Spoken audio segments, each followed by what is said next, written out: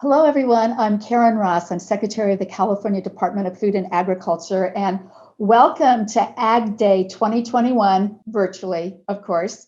We're all getting used to that, but I'm also excited because I know in 2022, we'll all be back where we belong on Ag Day, and that is on the west steps of the Capitol with thousands of people enjoying flowers and food and fun and learning about agriculture from all of our great supporters and sponsors. So looking forward to 2022, but this is a good time to really do what our theme is this year, and that is to celebrate resilience. You know, resiliency in agriculture is like, that's what our history is all about, right?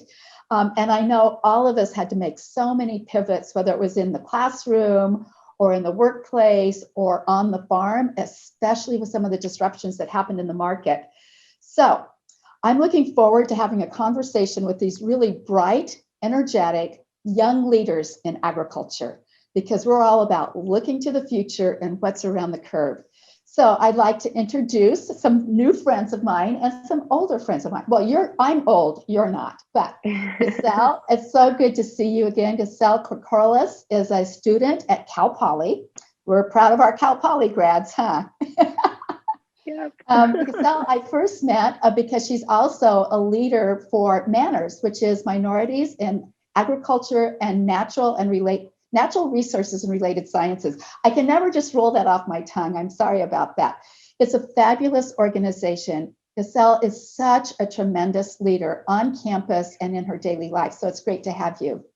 We also have with us a young farmer, JOCELYN Anderson. And JOCELYN, I bet people would be surprised to know how many women farmers are in California. You farm in Glenn County with your family. If I remember correctly, it's almonds, walnuts, corn, and alfalfa.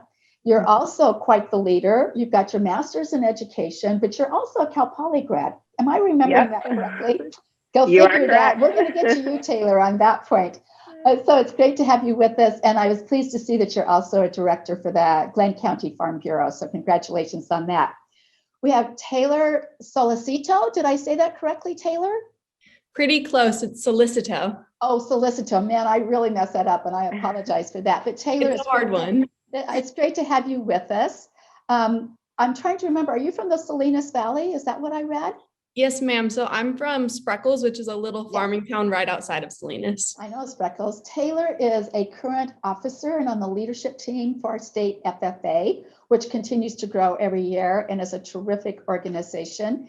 And as I understand it, you're headed to CSU Fresno. So there you go, Cal Poly. You don't have the corner on everybody. Great to have you. OJAS, CHAUHAN, did I say that correctly, OJAS? That's correct. That's great. It's so great to have you. This is one of our newest farmers. He's a graduate of the Center for Land-Based Learning Farm Academy, which is a great new program that offers hours and hours of both classroom and experiential learning for people who are interested to begin farming or they're just looking for a career shift. And you're our urban farmer on the panel today. So it's great to have you with us and we'll hear a little bit more about your farm right here in the Rancho Cordova area. But in the daytime, he's an electrical engineer, right? Yes. I think those kinds of skill sets come in very handy on the farm. And last but not least is Ben HANSEN. Ben, I have visited your farm and your farm stand up outside of Placerville, 24-carat farm. Excited to have you with us. You do primarily vegetables, flowers, and year-round. Is your farm stand open year-round, Ben? Yeah, we're currently open. We take the month of December off only just for like the holidays and stuff. Otherwise, we're going all the way through. That's your time to restore and renew your resiliency, right? Yep. That's great. So I want this to be a fun kind of freewheeling conversation. I'll throw out some questions and let each one of you respond as you would like to. And I'm hoping that we can save some time. So if you have questions for me about agriculture and the state of agriculture in this great state of California, I can do that. But I do want to start with, since I talked about resiliency and what we've learned from this last year, I think I'll start with that before I get into your story about your interest in ag and how you came to that.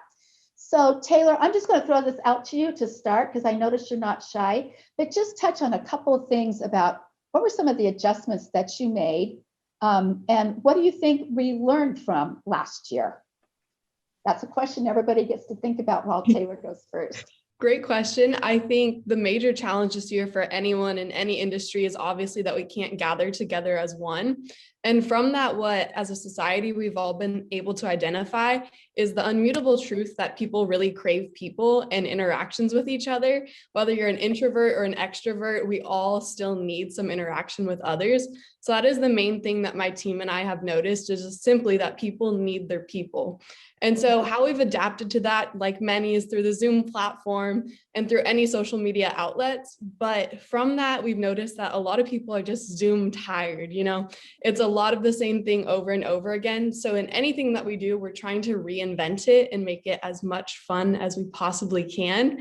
And with that, we've noticed a few other things, that like being on this platform and having to reinvent every event that California FFA has, every field day, every conference, it's opened the doors for us to assess everything that we've done in the past and really move from there, which I think will impact years to come. We've gotten to take a look at how our MFE and ALA conferences are formatted, how state convention is formatted, how all our different chapter visits are formatted, just being able to take a deeper dive into the settings of all of our different events and evaluate what's important to California FFA and move from there to progress it, which not only will affect this year, but every year to come. So I think this year has opened that door for anyone to take a look at the work that they've done and evaluate it, because we have had the extra time to do so, to really push the future into more progress and, you know, keep those ties to the tradition sides of it, but also reinvent it to apply to the future that's ahead of us. So that's kind of the outlook that we've taken on California FFA this year. But if you're looking for any specifics, I'm glad to answer that as well. Yeah, that's a great opening, because we've learned many more people have been engaged with us on our workshops and stuff. So there's been really some positives too. Of course, if not everything's positive, who else would want to take on that question? How did you pivot, and what did you learn from that? Ben, and then JOCELYN, and then GISSEL, did you have your hand up? Sorry, I'm going to go in the order that I see you. Ben. Well, I pretty much within the course of like a week, completely redid my entire business, from in-person shopping to online ordering with curbside pickup. And I mean, it changed everything. The majority of our labor went into packing as opposed to field labor and harvesting. And I'm pretty sure that, like, you know, at that time we were kind of one of the only zero contact options before people were wearing masks or anything like that. And it was crazy, overwhelming, exciting, kind of, I mean, it was just pretty insane. Like, we grew our business by several 100% in a very short time. And yeah, we were able to, what was really exciting and nice about it, we were able to just kind of pull all the resources of the other farms in the area to sell through our platform. I sort of credit the fact that we were small and nimble and able to kind of make those adjustments quickly to be able to do that. So within, like, I don't know, within just a couple of weeks, we were like a completely new business. So it was interesting to do that. It's been exciting. It's been interesting to come out of that. I think we did end up opening for some in-person shopping, but we do still have an online platform as well for the people that still want to use that. Congratulations. Way to pivot. How about you, JOCELYN, up there in Glenn County? Yeah, so, you know, I think as farmers and ranchers, it's really important to think about the fact that we've had to adapt to a lot of rules and regulations, especially in California, for several years. So with COVID, that was a big adjustment for everybody. But in farming and ranching, you know, on our local farms and ranches, at least we were able to make those adjustments and make those changes that came with COVID and policies and procedures, and implement them as quickly as possible, because that was, you know, right away, it was a huge change. But, you know, the real silver lining out of all this is I'm really proud at how much ag in general has come together over the past year. And I really see it as an opportunity, you know, to be a leader statewide, federally, and locally, and really be able to show ag as a whole and how we've been able to transition through this time period and really try to come out on a better end with, you know, how our farms and ranches operate. Yeah, that's great. That's inspiring. How about you, GISSEL? Tell me about your year. Absolutely. I'm going to talk a little bit about my student experience and how COVID impacted me. I'm a first generation college student, so going to college to me is a huge deal. I feel like I'm making my parents proud, especially because I'm studying agriculture, something that I grew up in on our small farm. And, you know, thinking about my senior year being all online, it was disheartening and it was hard for me to accept. I was having a really hard time adjusting to this online format where I couldn't see my peers, I couldn't see my professors. But at the end of the day, I realized that it gave me the time to slow down, reevaluate my study habits, reevaluate, you know, the way that I was going about pursuing my passions. And I think that's, again, the silver lining of this whole, you know, situation that we've been in this whole year. And then on the manners end of it all, as a student officer, you get to travel all over the nation to learn about different parts of agriculture, different industries, and I was super excited for that as well.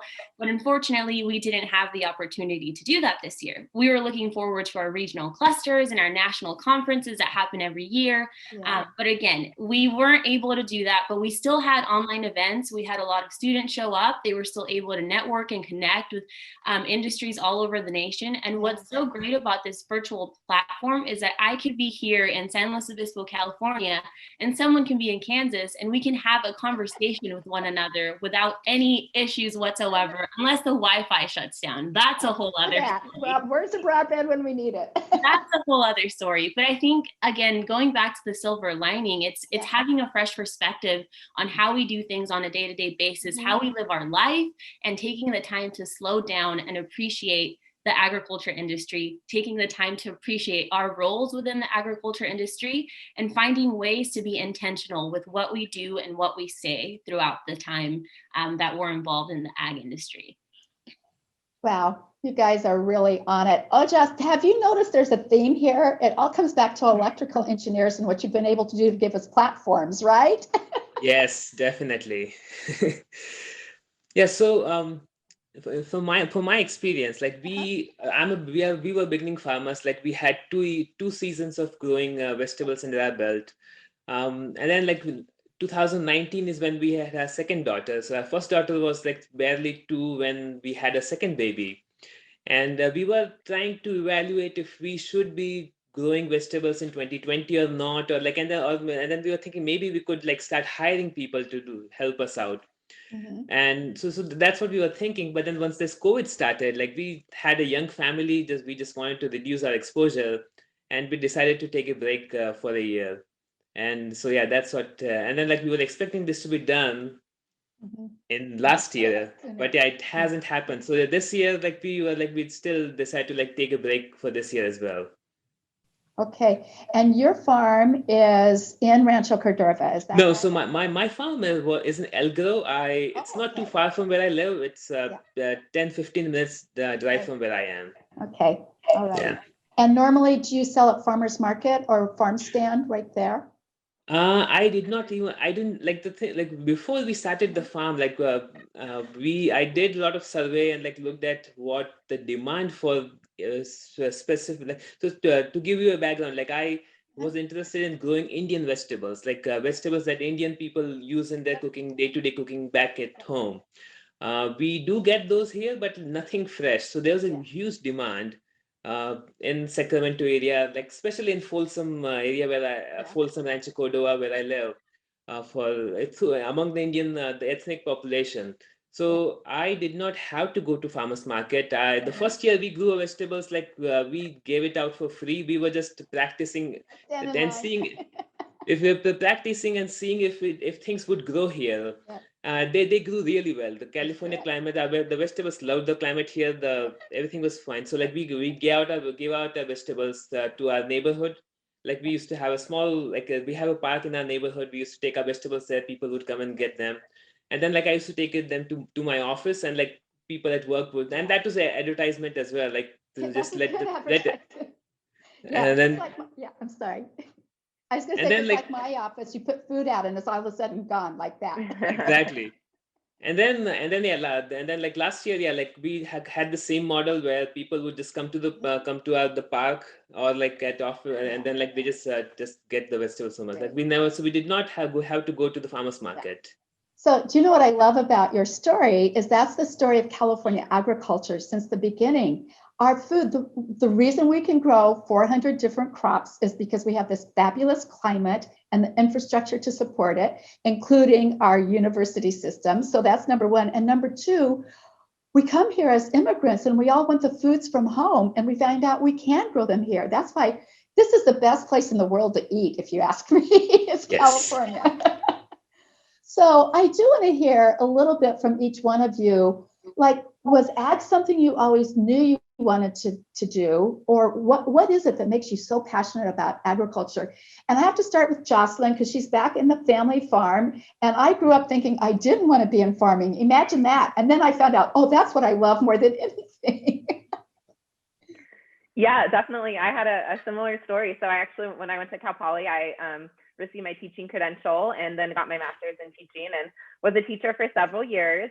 But, you know, as I got older, I realized how important the family farm was to me. And the fact that I'm a fourth generation family farmer, you know, really made me look a little bit harder at our family farm. And so I decided to head back to the family farm and join my dad. My parents own it, but my dad works on the farm every day. And you know, I knew that I needed to start learning from him. You know, when he ends up going to retire, I didn't want somebody else to have to tell me how to run my family's farm. I wanted to be able to know everything my dad knows. And he's spent, you know, 30 plus years in our family farm. So I don't think I'm ever going to learn everything that he knows, but I'm trying really hard.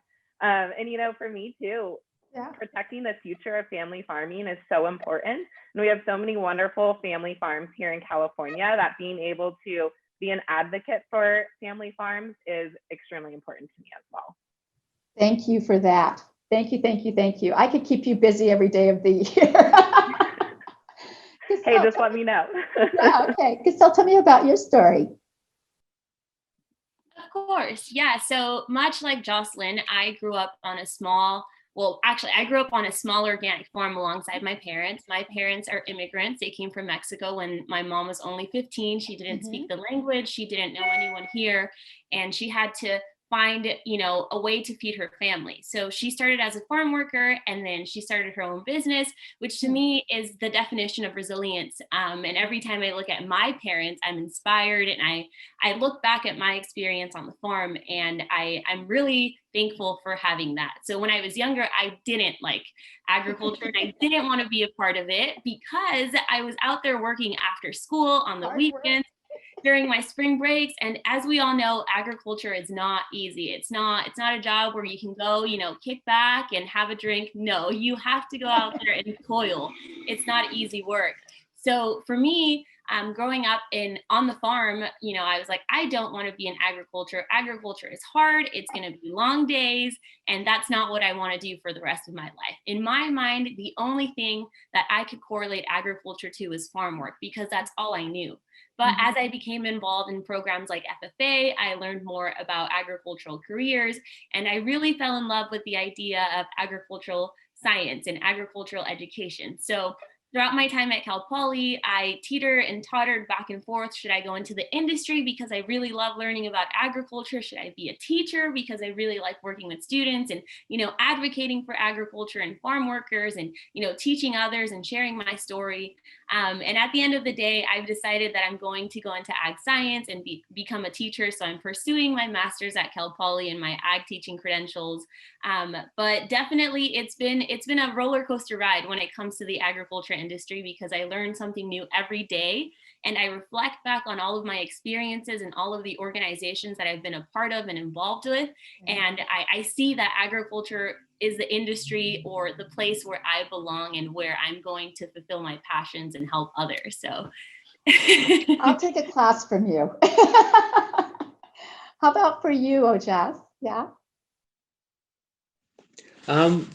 I don't come from ag family.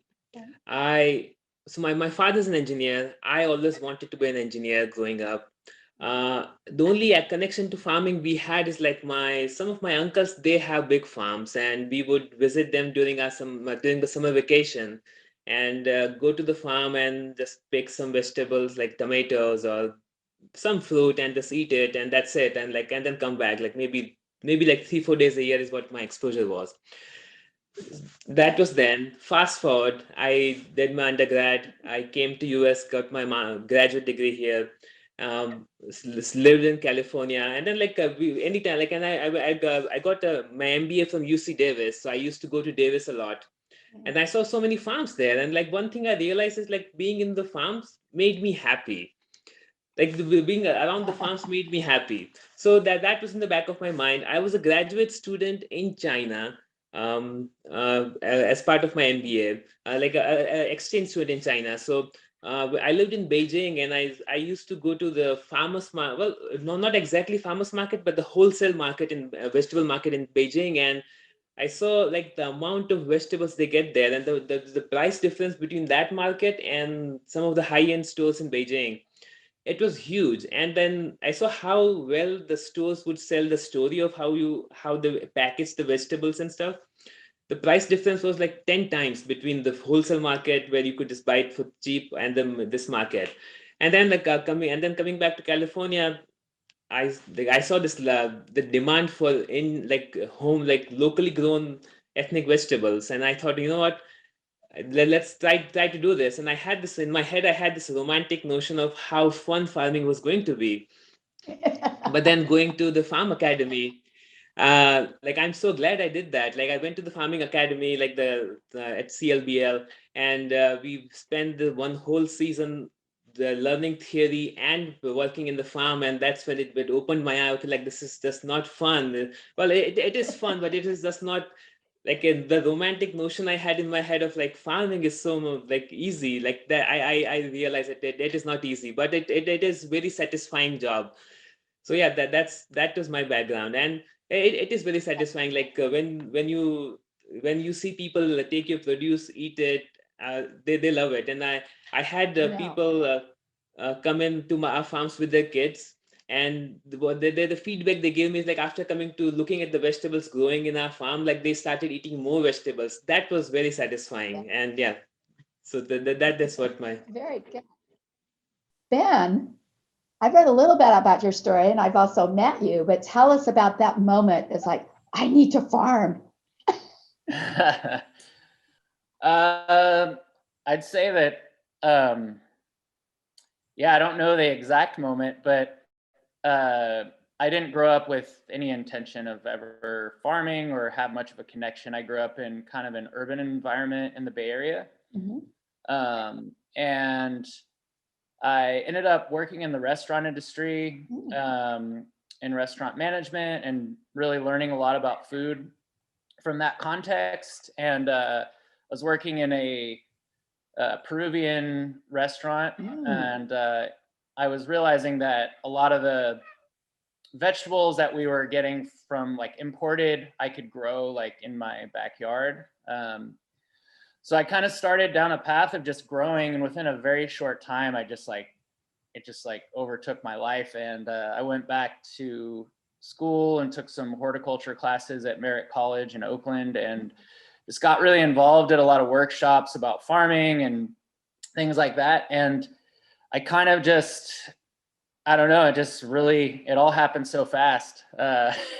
Next thing I just kind of knew, I was leasing a property in the foothills, and just really started down that path. And one of the things that I was really drawn to was, I think the journey to kind of understand the food industry and where food comes from and health and nutrition is kind of what led me into this path. So it's one of the reasons we really focused. We do a lot of U-pick on our farm, and we do field trips and some of those things. It's very much not an educational farm per se, but we really let people kind of see what's going on and really experience the environment. And I'm just hoping to plant, some seeds with children or anybody else who wants to do this, because I think really like the future of the food industry is a lot of small to mid-sized farms. Yeah. Okay, I'm taking y'all on the road with me. Taylor, what's in store? How did you decide on what you want to pursue? So agriculture has always kind of been in the back of my mind. It wasn't until recent years that I really got like full on into it and invested. But my mom and her whole family have farmed in the Fresno County area for 5 generations now. So my mom's whole family and that background has always been an influence on me. And although I didn't grow up there, I always witnessed the hard work and dedication that each of those family members had, and just the pure passion that they had for agriculture, but not just their farm, but also advocating for it, whether it was on Farm Bureau, water boards, whatever it may be. They all were more invested beyond just simply their own farm, but improving agriculture as a whole for the state. So that mindset in the background of my family has always pushed me to want to be involved in agriculture. And then also simply growing up in the Salinas Valley, agriculture is at my fingertips wherever I go. Most of my friends and family, anyone can have some sort of tie to agriculture in the Salinas Valley. No matter who you meet, there's definitely someone around you that is involved in the industry, from marketing and sales all the way to working in the fields physically. Agriculture is literally everywhere. So ag has just been something that has raised me from a very young age. And then moving from that initial interest, I was a part of the 4-H organization. So when I was younger, I showed rabbits and all that good stuff in 4-H, and then gradually transitioned into FFA upon high school and just fell in love with it further from there. I think the greatest thing that has pushed me towards wanting to pursue ag in the future in college as a career was the networking that the FFA organization brought my way. Simply wearing this blue jacket opens many doors for you, and being able to network with all the people in the ag industry in my hometown, it has just broadened my scope of what I want to do in the future and has just really fueled that passion further. So where I was raised and the people that have influenced me. I love your story. I was a 4-H kid. I can still recite the 4-H pledge, but I won't bore you all with that. And I've always been jealous because my school was too small for an FFA chapter. And after telling everybody that I had blue jacket envy, I finally have a framed blue jacket on my wall for all the work we did to launch the Ag Plate program that FFA and Ag Leadership helped bring us, so that anybody who wants to support ag should get an ag specialty plate, right? Oh yeah, thank you. I can always tell who's been in FFA. It must be because I was just a country mouse in 4-H only, right? 4-H is great as well. I'm proud of both. Yeah. So I'm going to shift a little bit. You guys are so positive and so inspiring, and you're great leaders, and you're going to be even more effective leaders. The farming, we talked a little bit about, it's hard, and some of us grew up in it and thought we didn't want to do that. And then we realized that's our value system. That's what we really care about. But there are challenges, and there's a long list of them. And so I'm going to ask each one of you to identify just a couple of challenges that you face on a daily basis, or that you really believe that ag could lead on. And I'm just going to throw out, because we talk about climate resiliency all the time, I think farmer and rancher-led solutions is where it's out, and that we could all be working on that together. That's my big challenge, solving climate. And I think farmers and ranchers are the ones that can lead us in that pathway. I'm going to start with you, Ben.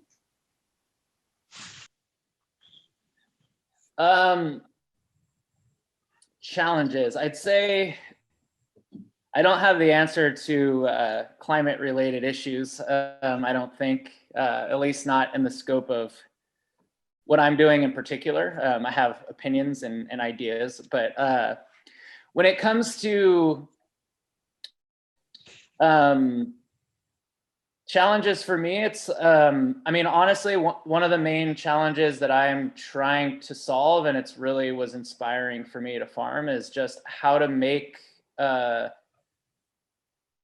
this a career, not just for myself, but for employees. And to have upward mobility, to have fair pay, to have really like a career out of this job. And for a lot, you know, I think my initial goal was to figure out how to make a living doing this in a relatively reasonable time, and not just a living, but a middle-class living, where you can afford to go on vacation if you have time, but or, you know, to be able to eat out at restaurants and have, you know, a life that an average person would. So I'm really have started to find that for myself, but the focus right now and the challenge that I'm trying to figure out is really how to offer that for employees and to really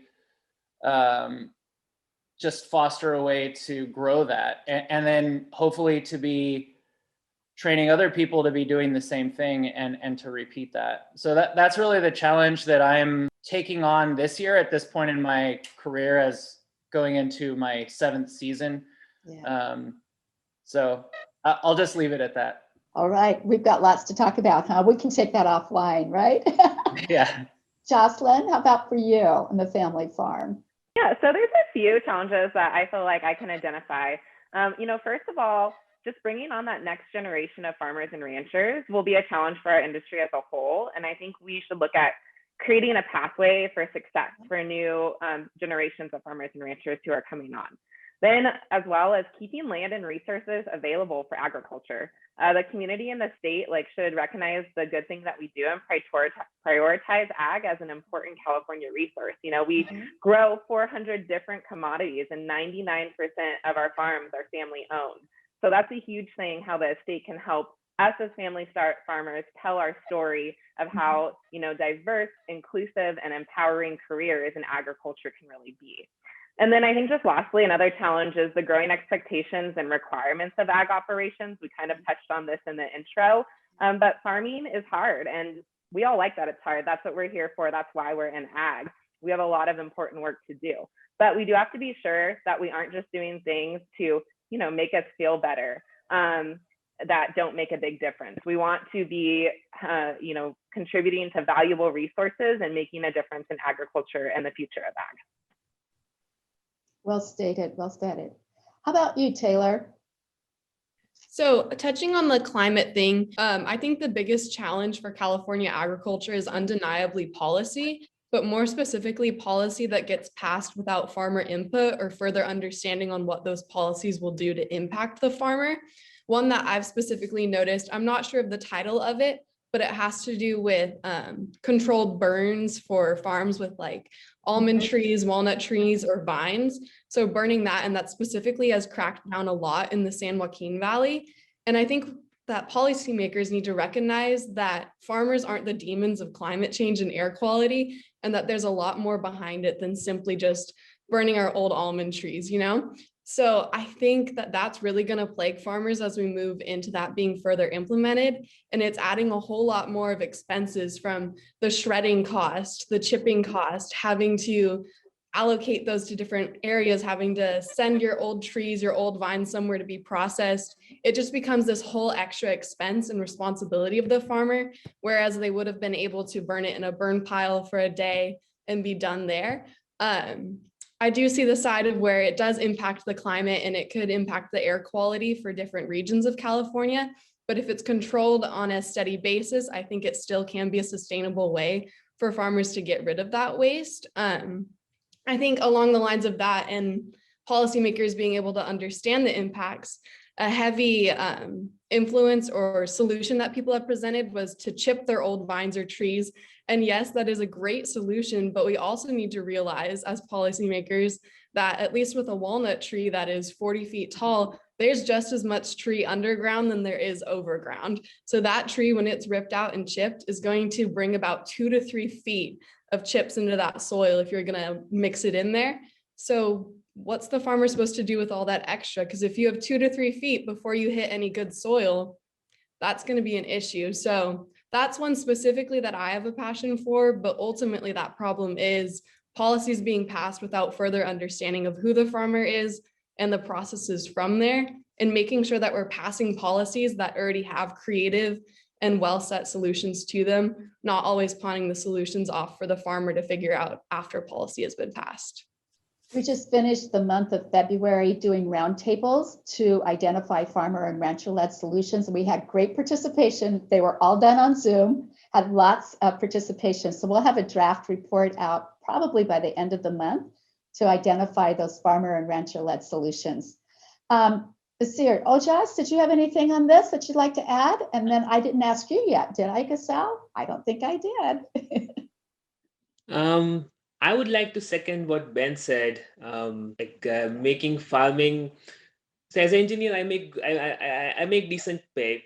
I want to be able to reach a point in farming where I'm making comparable, if not more, at least comparable before I could shift fully to farming. Having said that, being in an urban setting presents its own challenges in terms of finding land to farm, uh, because so the Center for Land-Based Learning, they do have a really good incubator program, which I was planning on using. But then I got lucky, and like a friend of mine, his family had a lot of land in Elk Grove, right in middle of everything, and so I was able to use their land.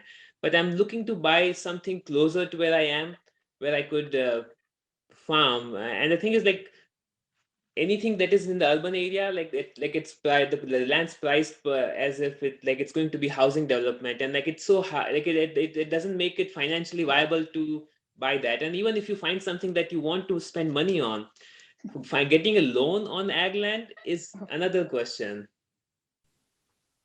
Yeah, those are challenges. How about you, GISSEL? What do you want to Yeah, it's always great going last, right? Because everyone already said what you were thinking of. No, but I think you all made some really great points, and some of the things that I'd like to touch on, relate to the things you just spoke about. But something that I see as a challenge within California agriculture and agriculture as a whole is the negative stigma that comes with anything that has the word ag in front of it. Anything that has the word ag in front of it is often frowned upon. A lot of people don't really understand the hard work, the dedication, and the resilience that comes with being a farmer, a farm worker, someone who works in policy. Any career field in agriculture is not going to be something easy, because you're always going to face backlash for any of your actions. And so for me, I think the biggest challenge is finding individuals who are able to use their voice confidently and securely to advocate for this industry, because they're afraid of the backlash that they'll face, and they're afraid of using their voice. And I think it's important to support that. Another issue that I see is farm workers. So farm workers in California are feeding our nation. I'm also from the Salinas Valley, from Greenfield, California, and day to day during wildfires, during this pandemic, during storms, farm workers are out there and they don't get enough representation, or they don't get enough credit for what they do. I saw a commercial of that romanticized ag that OJAS was talking about earlier, where people were harvesting their produce in crates and baskets. They were wearing overalls and they had little hats, smiling. And that's not the image of what actual agriculture looks like. So I think we have to take a step back and reinvent that image, because a lot of people have this romanticized idea of what ag is. And if it's not that romanticized idea, it's, well, agriculture is evil and cows are, creating all of these O2 emissions, and that's why there's so many climate issues. So I think reinventing that, and then also finding space for minorities within agriculture. So personally speaking, from a minority point, I know it has been difficult for me as a female Latina to go into places where I may be the only one. And it's difficult for me to use my voice, and it's difficult for me to, feel like I'm apt enough to say what I'm saying. But I think it's important to find those resources and to find those places for minorities in agriculture, because diversity really is what California agriculture is. And I think that if we can represent that on an agriculture level and on a diversity level, then we're going to improve our image of agriculture and our agriculture as a whole. So that's my 1 cent on that. See, all she's going to do is change the world. Good for you. I have complete confidence in you. So speaking of the challenges, and we've talked about the things that have worked, I want to hear from each one of you. What do you see for yourself in 5 years? Who should I ask first? Taylor. All right. So being that I haven't even gotten into college yet, that's what my next 4 years will entail. So 4 of those years will be spent at Fresno State majoring in ag communications, and then also adding either a double major or a minor in ag business. But then in that 5th year, I will be on the job hunt, hopefully working in produce marketing and sales. So I do want to return to my hometown of Salinas and sort of take on the role that I've seen a lot of friends and family members take on, which is something in the produce realm, but more specifically in produce sales and marketing. I actually have a woman who used to be an ag teacher at my program, but I actually never got to have her as a teacher, but she now does work in produce sales and marketing for Taylor Farms. She's sort of served as a role model to me and where I want to go in a couple of years from now. So hopefully produce sales marketing in my hometown. But with that job, I don't just simply want to sit at a desk, make phone calls to a couple of grocery stores and sell the produce. I want to be an advocate for my community more specifically. I've been able to see how strong the community sense here in the Salinas Valley is with our different agriculture companies. You can see the names of like Tannemer and Antle, Taylor Farms, Foxy Produce, whatever it is. Not only is that name written on the food you buy in the store, but it's also on a poster at our local t-ball fields. It's at our high school events. They are supporting every aspect of our community. So I want to be a liaison between whatever company I end up at and my community. Just furthers that support for my not my students, for people in my community, and also strengthen that tie so that the ag industry is looked at in a positive light in my community and just continuing that pattern. So that's the next 5 years and however more. Yeah, that strong sense of community is something I've heard from all of you, and it's so important that we aren't just about this is my business and what I do. We really are very open and caring and supportive. I just have to throw out an example of what's happening in the Salinas Valley, because my friend Chris Valadez is the CEO of the Grower Shipper Association. And for the second Saturday, they organized on-site farm worker vaccination site, a mass site. They did 3,000 on the first Saturday, and they did 3,000 again last Saturday. And they're going to keep doing it as long as there's supply to be had. And that's just that sense of all of them coming together to care for the community. So I'm really proud of some of the things that's happening throughout agriculture. I don't mean that's not happening in other places, but doing that many on one Saturday is like, how many people did that take? He said he was exhausted by the end of the day. It's pretty amazing to see. Yeah, that's good. Ben.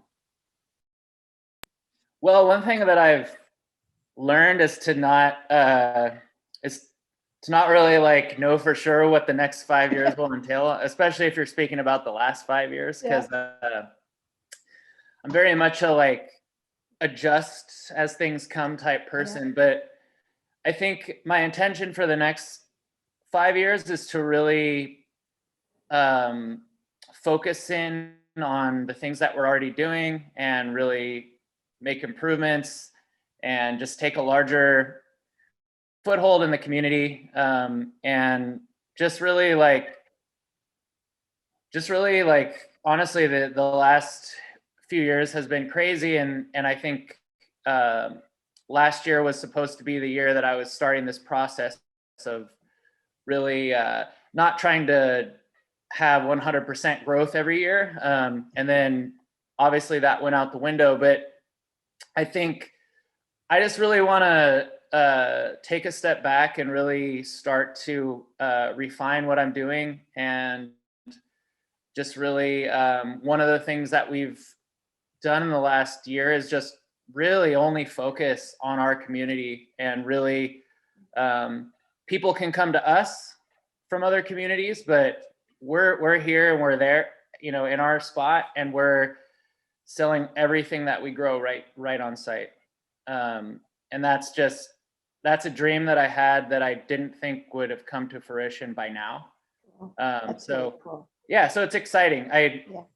Talk to me in a year, I might have a whole different thing to say. We'll be back. Okay. On the west steps of the Capitol, though, next year for Ag Day, okay?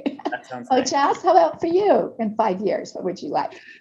Well, a lot of it depends on what my wife plans on, like with her baby number 3. Like she wants a baby number 3. But to be serious, like in 5 years, I really hope that I own my own farm, like land.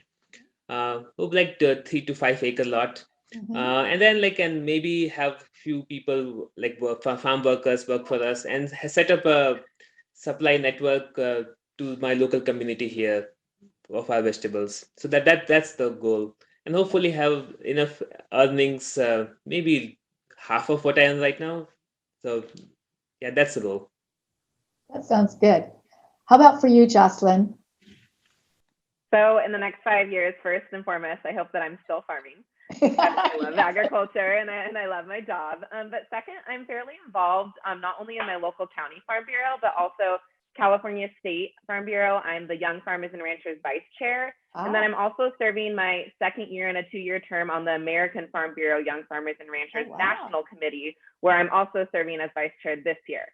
So I really enjoy being involved, you know, in advocacy, and I hope to be an advocate in the future, not only for California family farms, but family farms across the nation, and stay involved in these programs that really lead to personal growth and development as a leader specific to agriculture. Exciting, exciting. GISSEL. Yeah, so in 5 years, I'm a planner, and last year I had everything planned on my agenda, on my calendar. You know, this weekend I'm doing this week I have a conference, but COVID really taught me to relax and take a deep breath and realize that not everything is going to happen the way that you plan it. But according to my 5-year plan, I will be an agricultural educator. I'm not sure exactly where. I would love to be able to come back to my valley and help students there. I really want to be able to take all of my experiences within FFA, within Manners, within EFI, and all of these other organizations and clubs that I'm a part of on campus, and impact and influence young minds, because I think young minds have the potential to change this image of agriculture that has been embedded throughout the last couple hundreds of years. And I think that starting there with young students and influencing and encouraging them to use their voice is really what I'm hoping to do.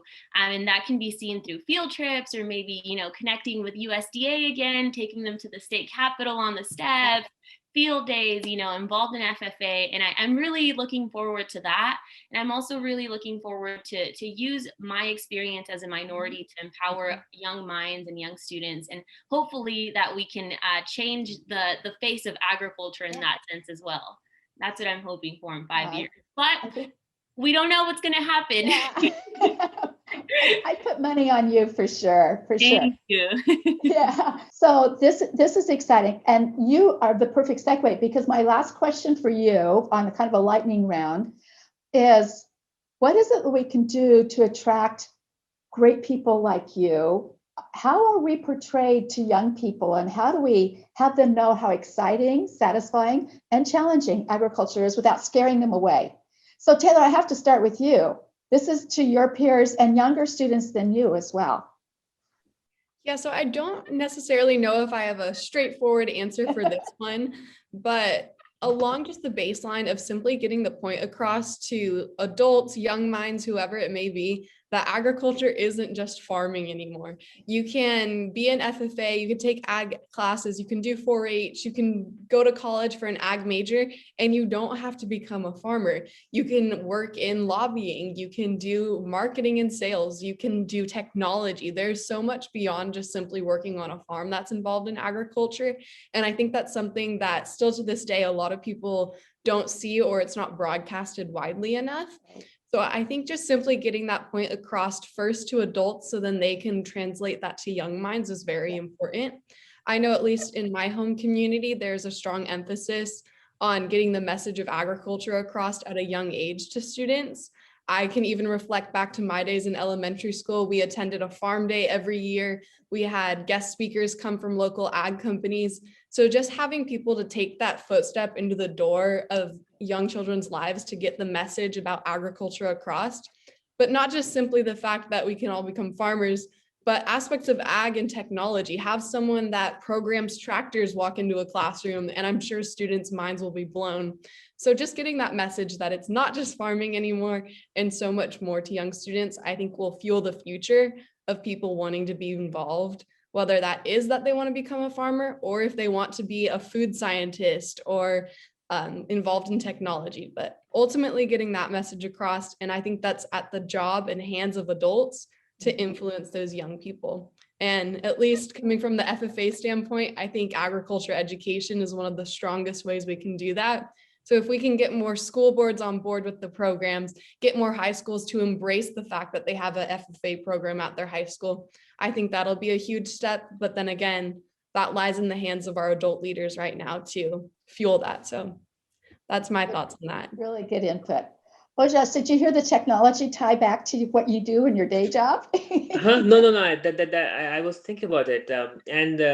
In our company, like we do have programs where we work with farmers, like where to apply technologies. Like initially, we had drones, like to go out in the field and collect data. Right. We have technologies where like this IoT, like Internet of Things technologies, where like they transmit real-time data from grape farmers, like or the grape or hop farmers, like when they're like harvested and they're transferred to the processing places. There are new applications in machine learning and artificial intelligence which are applicable to farming. So a lot of things are happening in technology, and then like we are doing our job. I'm trying to steer some of our work, our work stuff towards that research, and that could maybe like support that part of the applications that is happening. Yeah, I agree. Like that's going to get a lot of engineers involved, and like Taylor mentioned, getting school students involved. Like I thought, like that was a really good way to get kids interested. And I think like once kids get interested, their parents get interested too. That's true. And like after I started my farm, I see so many other engineers who were interested. They started regularly coming to my farm to help me out. Some of them also joined the farm academy to get trained as farmers, and like they're like, yeah. So there's I think social media, everything, like targeting people from different walks of life, like would help. Having and then maybe like making visiting farms easier somehow. I don't like that would make them attract more. Interesting. How about you, GISSEL? What do you want us to do to attract more young people to ag? That's a fantastic question. And I think, as Taylor mentioned, agricultural education is a huge part of introducing young minds to agriculture and the benefits within that. But I think another step to that I often didn't realize is taking a step back. You know, if you're an agricultural educator, if you're an advocate, what else can you do to interest these young minds? What if they didn't grow up on a farm? What if they did grow up on a farm, but they have an experience like me where they were like, I don't want to do this. I think farming, is hard. So I think it's taking the time to take a step back and reflect on, the students' interests and the students' opportunities within their communities is really important. An example of that, I would say, is growing up in Greenfield. A lot of the students that I went to school with, a lot of my peers had farm worker parents. So they had this idea, well, farming is just being a farm worker. And I think, again, introducing them to different career opportunities, different, experiences, field trips, and FFA isn't going to be for every kid.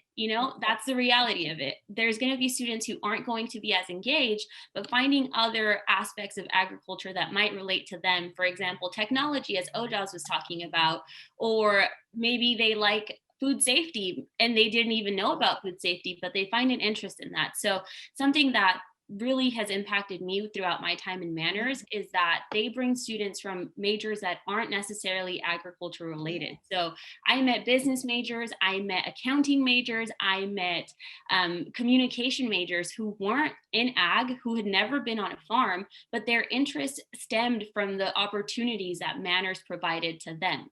So I think providing these students with, hey, maybe you're not interested in agriculture, but there's also these opportunities to build your public speaking skills, to build your elevator pitch, to build your interview skills, to make connections with companies, and maybe you're going to land a job, even if it's not directly correlated to ag. Finding those connections to students and helping them realize that their interest and their passion can still be within the agriculture industry without having ag in front of it, I think is very important.